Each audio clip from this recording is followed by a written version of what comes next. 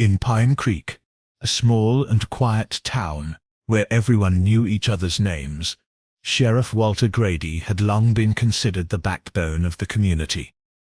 He had worn his badge for over 20 years, a man who people trusted to uphold justice and protect families. To outsiders, Pine Creek looked peaceful, the kind of place where crime barely existed, and children could ride their bikes on empty streets without fear. Sheriff Grady's face was often on posters at charity events, smiling with a sense of authority that made everyone feel safe. But beneath the uniform and the polished reputation lived a man who was far from the image he projected. Behind closed doors, he carried secrets that no one would have imagined a respected lawman capable of hiding. The cracks in his facade began when he crossed paths with Alicia Brown, a 17-year-old girl from one of the most admired families in Pine Creek. Alicia was smart, ambitious, and deeply loved by her parents. She often talked about leaving Pine Creek after graduation to study medicine. She wasn't the kind of girl anyone suspected of attracting the attention of someone like Sheriff Grady, but it happened slowly and in the shadows. Grady had always been drawn to things he could control, and Alicia's innocence was something he preyed on. What started as casual attention, offering her rides home, checking in with her parents under the guise of friendly concern, spiraled into something darker. He knew it was wrong, but his sense of power allowed him to believe he could do what he wanted and never face consequences. Months passed in secrecy, until Alicia's life took an unexpected turn. She realized she was pregnant, and the reality of what that meant hit her harder than anything she had ever faced. At first she tried to keep the truth to herself, but fear of discovery grew heavier each day. She knew her parents would be devastated, not because of her pregnancy alone, but because of who the father was. Sheriff Grady, the man trusted by everyone, had crossed a line so terrible that if it ever came to light, Pine Creek would never be the same again. Alicia struggled with the burden, feeling trapped between shame and the need to confess. Eventually, she confided in a close friend, someone she believed she could trust. But secrets have a way of slipping through cracks, and whispers travel fast in towns like Pine Creek. When Sheriff Grady caught wind that his carefully hidden relationship might not stay hidden much longer, fear twisted into desperation. He imagined his career collapsing, his authority vanishing, and his name dragged through the mud. For a man who had built his entire identity on control and respect, the thought of losing it all was unbearable. Instead of preparing to take responsibility, he convinced himself there was only one way to stop the truth from spreading. If Alicia remained silent, and if her family was gone, then the story would die with them. It was a thought that at first horrified him, but as his panic grew, it began to sound more like a solution than a crime. Sheriff Grady began watching the Brown family more closely than ever. Not as a protector of their home, but as a predator studying his prey. He drove past their house on nights when he knew no one would notice, memorizing when lights turned off and who came and went. He studied their routines, noting when the father returned from late shifts and when the mother left for errands. Each piece of information became part of his silent plan.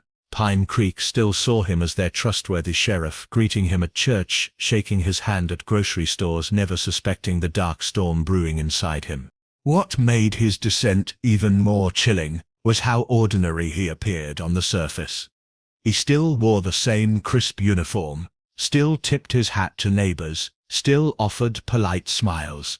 But inside, he had already crossed a line he could never step back from. He told himself that if he acted quickly enough, he could erase the mistake that threatened to destroy him. Alicia was only a teenager with no power. Her parents were just another family in town. He was the sheriff, untouchable in the eyes of the law and respected by all. That twisted sense of authority gave him the confidence to consider an act so brutal that it would stain the history of Pine Creek forever. By the time Alicia realized the danger surrounding her family, it was already too late. Grady's decision was firm, his path set. In his mind, the only way to protect his reputation was to commit the unthinkable. And in the silence of those dark nights, when the town of Pine Creek slept peacefully, Sheriff Walter Grady prepared himself to destroy the very family whose trust he had once held in his hands. The stage was set, and the tragedy that would shock the entire community was already moving closer, one calculated thought at a time. The Brown family lived on the edge of Pine Creek, their modest home sitting at the end of a quiet dirt road that wound through fields and patches of tall pine trees. It was the kind of place where life moved slowly, where neighbors waved from porches, and where families shared food during holidays. Inside that home, warmth filled the air. The father, Daniel Brown, was a factory worker known for his strong work ethic and calm demeanor. His wife, Marlene, was the heart of the household, often baking pies for church gatherings and lending a hand to neighbors in need. Their children reflected that same spirit.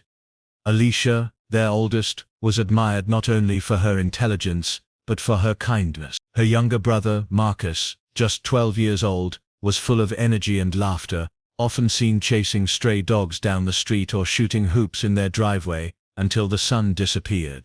To the outside world, the Browns were ordinary but deeply respected. To Sheriff Grady, however, they were now obstacles in the path of his carefully constructed life. Each of them represented a threat, because each could confirm Alicia's story if she chose to speak. He convinced himself that they would never forgive him, never remain silent if they learned the truth. And so, he turned their home into his target, watching them from a distance like a predator. Each day, as he drove past on his patrol route, he noticed details others would ignore. The way the back porch light always flickered, the timing of Daniel's car pulling into the driveway after a late shift, the habit Marlene had of leaving the kitchen window cracked open when she cooked in the evenings. To him, these were not harmless routines, they were openings. It was a stormy night when he made his move. Rain fell in relentless sheets, striking the roof of his patrol car as he parked it in the woods near the Brown home. The sound of thunder masked his footsteps as he approached the house. The family was inside, unaware of the danger coming for them. Sheriff Grady knew exactly what he was about to do, and yet he felt no hesitation. His fear of exposure had twisted into a cold determination. With the same steadiness he once used to enforce the law, he forced his way into their world. The front door, once a symbol of safety, became the entry point for something no one inside could stop. Inside the house, the Browns were caught off guard. The storm outside had drowned out the warning signs, and by the time they realized someone had entered, it was too late. The sheriff's presence filled the small living room, not with the authority of a trusted officer, but with the cruelty of a man who had chosen violence as his solution. He moved with precision, making sure that no voice would carry beyond those walls, no scream would reach a neighbor. In a matter of minutes, the home that had once been alive with laughter and warmth turned silent. The family who had built their life together, who had trusted the sheriff like everyone else in Pine Creek, was gone. By dawn, the storm had passed. The rain washed over the Brown home, as if trying to cleanse it of what had happened inside, but the horror could not be erased. Sheriff Grady stood in the stillness, breathing heavily, his hands stained by his own actions. He looked around the house and felt a fleeting moment of calm, convincing himself that the danger was gone. In his mind, the problem was solved. No one would know about Alicia's pregnancy, no one would connect the sheriff to the crime, and Pine Creek would remain blind to the monster living among them. He walked out as if nothing had happened, slipping back into his car and disappearing into the early morning fog. When the neighbors noticed later that day that the Browns' house was unusually quiet, they assumed the family was simply resting after a long night. But as hours passed, unease spread, calls went unanswered, and no one came to the door. By the time the truth was discovered, the horror of what had taken place shook the entire town. Pine Creek, once so trusting, had been touched by a tragedy too dark to comprehend. The Browns were gone, and whispers of what could have happened spread quickly. Yet, no one suspected the sheriff. He was the one leading the investigation, the one people looked to for answers, never realizing that the man asking questions was the very one responsible for the blood spilled in that house. Sheriff Grady returned to his duties with a mask of grief, pretending to be shocked, pretending to care. Inside, however, he carried the weight of what he had done, though he believed it had secured his secret. What he did not realize was that the horror he had unleashed that stormy night would not remain buried. It would follow him, haunt him, and unravel his life piece by piece in ways he never could have imagined. The news of the Brown family's murder spread through Pine Creek like wildfire. A town so small and tightly knit had never witnessed something so horrifying. Families who once slept with unlocked doors suddenly kept their windows shut tight. Parents kept their children inside, and neighbors whispered in disbelief whenever they gathered at the local diner or church. The Brown home, once filled with warmth and laughter, became a crime scene wrapped in yellow tape. Rumors swirled about who could have committed such an act, but no one suspected the man standing at the center of it all. Sheriff Walter Grady carried himself with the same confidence he always had, his uniform pressed and his voice steady as he stood before the community, promising justice. He led the investigation himself, which gave him complete control over what details were released and which were hidden. He organized search parties, held community meetings, and even stood in front of the cameras when local news stations arrived. His words sounded rehearsed, carefully chosen to show his commitment while deflecting suspicion.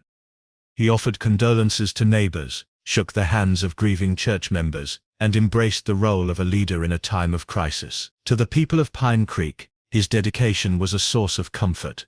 No one imagined that the very man vowing to find answers was also the one who had created the nightmare. But behind the mask he wore in public, Sheriff Grady was beginning to unravel.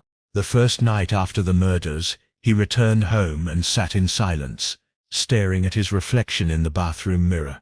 For the first time in years, he could not recognize the man staring back at him. He tried to sleep, but his rest was broken by strange dreams that left him drenched in sweat. In those dreams, he stood in the Brown home, but the family was not gone. They stood around him, silent and cold, their eyes fixed on him with a weight that crushed his chest. Each time he woke, he swore he heard whispers in the dark corners of his house. By the second day, his sense of control began slipping. Small things unsettled him. The sound of footsteps on his porch, though no one was there. A shadow crossing his living room wall, even though the lights were steady. He told himself it was his imagination, a side effect of sleeplessness, but the experiences only grew stronger. He became paranoid, checking his locks repeatedly, walking from room to room with his gun in hand, certain that someone was watching him. At the sheriff's office, his deputies noticed the change. He snapped easily, his voice sharp and unsteady. His hands trembled when he handled paperwork, and he often stared off into the distance, distracted. He gave excuses of being tired, but whispers began among his colleagues about whether their sheriff was fit to handle such a devastating case. Meanwhile, the town's grief only deepened. The funeral for the Browns drew nearly every resident of Pine Creek. The church was filled with mourners, and the sound of crying echoed against the wooden walls. Sheriff Grady stood near the front, his face solemn, but inside he felt suffocated. He avoided looking at the caskets, certain that if his eyes lingered too long, the weight of what he had done would be obvious to everyone around him. Yet despite his fear, no one suspected him. They saw only their trusted sheriff, appearing strong in a moment of tragedy. The nights after the funeral became unbearable. Sheriff Grady could not escape the feeling that the Browns were still with him. He would wake to find the air in his room icy cold, his breath visible in the darkness. He began hearing Alicia's voice, soft but sharp, calling his name from somewhere inside his home. Once, while sitting at his kitchen table, he glanced toward the window and saw a figure standing outside in the rain. But when he rushed out, the yard was empty. Each incident chipped away at his sanity. He told himself that guilt was temporary, that soon he would feel relief. But instead the presence around him grew heavier, more suffocating. On the third night after the murders, he reached his breaking point. He sat alone in his living room, lights dim, the silence so thick it pressed against his ears. Then, without warning, he heard the creak of footsteps on the floorboards above him. His chest tightened as fear rooted him in place. Slowly, he stood and climbed the stairs, each step echoing louder than the last.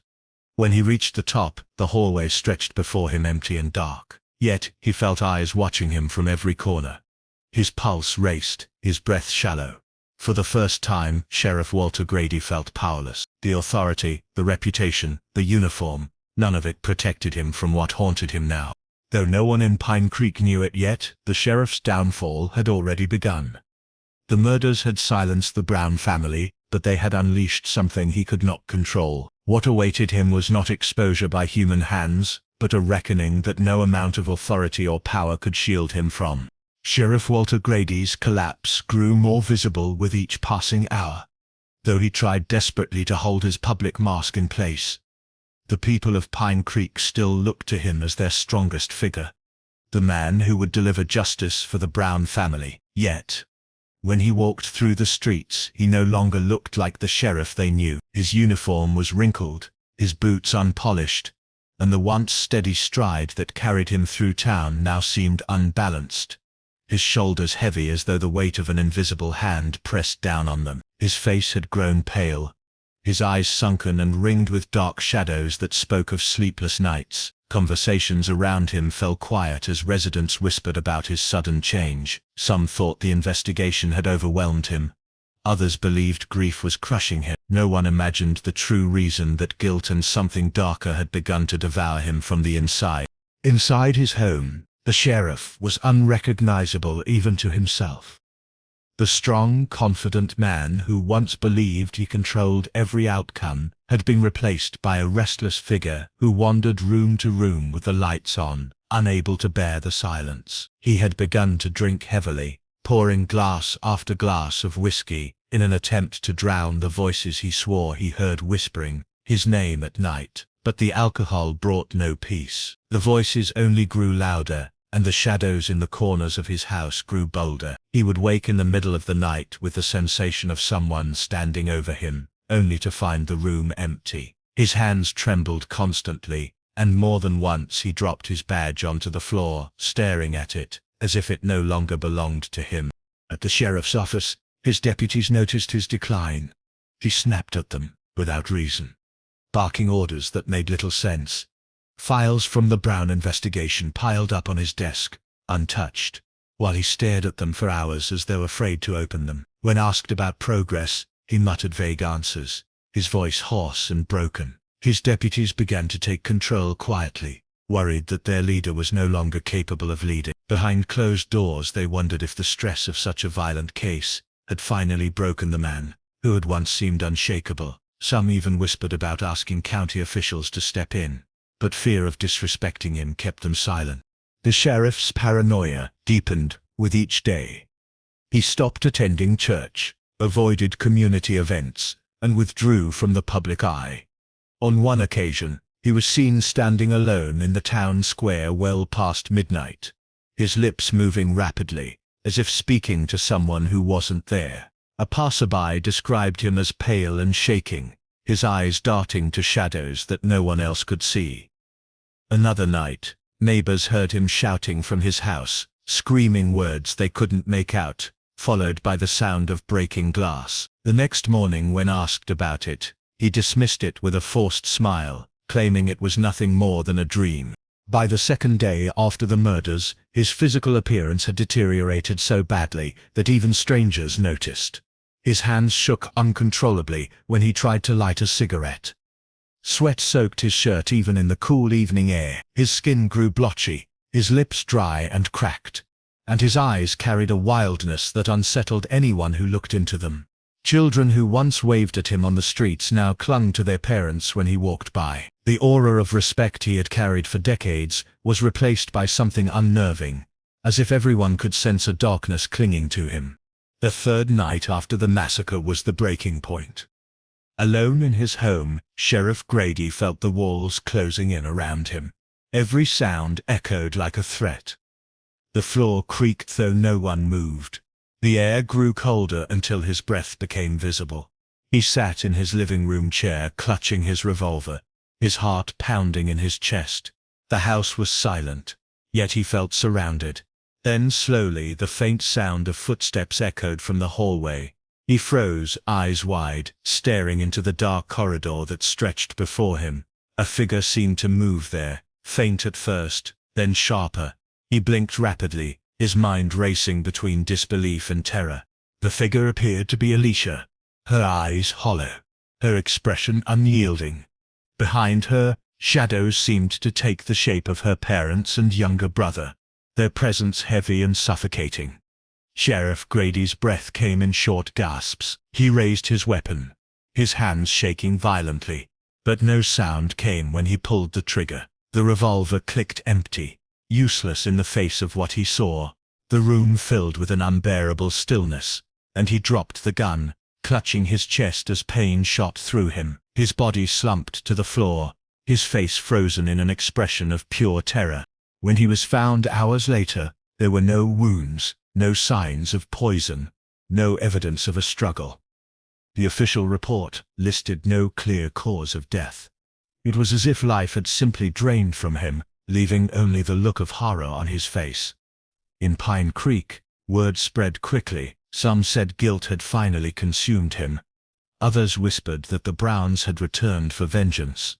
Whatever the explanation, the sheriff who once ruled Pine Creek with authority was gone, his fall as shocking as the crimes he had committed. The death of Sheriff Walter Grady left Pine Creek in a state of shock, almost as deep as the horror of the Brown family murders. For a town that had once placed its entire trust in him, the sudden collapse of their sheriff was almost impossible to process. In the days following his passing, whispers turned into stories, and stories became legends. The official explanation offered little comfort. The coroner's report gave no cause of death, no wounds, no medical condition strong enough to explain why a man who seemed so unbreakable had simply fallen. All that remained was the image of his lifeless body slumped against the wall, his face frozen in terror as though he had seen something no living person should ever witness.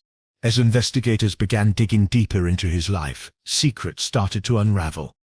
Hidden letters were found tucked away in his office desk, notes written by Alicia, pleading for him to stop contacting her, begging him to let her live her life without fear. Phone records connected him to her number countless times, late at night and in moments when he claimed to be on patrol. Small pieces of evidence that had once been buried in plain sight suddenly took on a darker meaning. The truth could no longer be denied. Sheriff Grady was not only involved with Alicia, but he had fathered the pregnancy she had been struggling to keep hidden. The discovery tore Pine Creek apart. Some residents refused to believe it, insisting it must have been fabricated by outsiders who wanted to tarnish the reputation of a man they had admired for years. Others accepted the truth quickly, feeling betrayed that the man they trusted most had become a predator who used his authority to take advantage of a young girl. The Brown family's murder, once an unsolved tragedy, suddenly became clear in its motive, though no one could truly comprehend the scale of Grady's cruelty. For weeks, town meetings turned into shouting matches, with some demanding that every trace of the sheriff's legacy be erased, while others clung desperately to the memory of the man they thought they knew. The sheriff's funeral was unlike any Pine Creek had ever seen. Though his position demanded respect, his reputation was now tangled in disgrace. Only a small gathering appeared, mostly law enforcement officials from surrounding counties. Few townspeople attended, and those who did stood at a distance, unsure whether to mourn or curse his name. The Browns' graves, only a few rows away in the same cemetery, became a haunting reminder of what his actions had cost. On that day, Pine Creek's image of itself changed forever. The trust that once defined the town was broken, and the sheriff's downfall became a cautionary tale about power, secrecy, and corruption. Yet, what unsettled the town most was not the scandal, but the mystery of his death. Rumors grew in every corner. Some swore that justice had been delivered by unseen hands, that the Browns had returned from beyond to drag him into the same fate he had given them. Stories spread of lights flickering in his house long after it had been abandoned, of neighbors hearing faint cries in the night, and of figures moving past the windows though no one lived there anymore. Others dismissed the supernatural, believing instead that guilt alone had killed him, crushing his body from the inside out until his heart could no longer endure the weight of his crimes. No matter which version people believed, the result was the same. The sheriff had paid a price no court could deliver. Years later, Pine Creek still carried the scars. The Brown home was eventually torn down, its foundation left empty, as if no one dared build on cursed ground. Children were warned never to speak the sheriff's name too loudly, as if calling it out might invite his ghost back into town. The story became a legend told at night, whispered among teenagers and retold by adults who still felt the chill of those days. Some said the Browns haunted the edges of Pine Creek, a reminder of innocence destroyed. Others claimed that Walter Grady himself still walked the dark roads in his uniform, doomed to patrol a town that no longer trusted him. In the end, Pine Creek learned a truth it could never forget. Evil does not always come from strangers lurking in the shadows.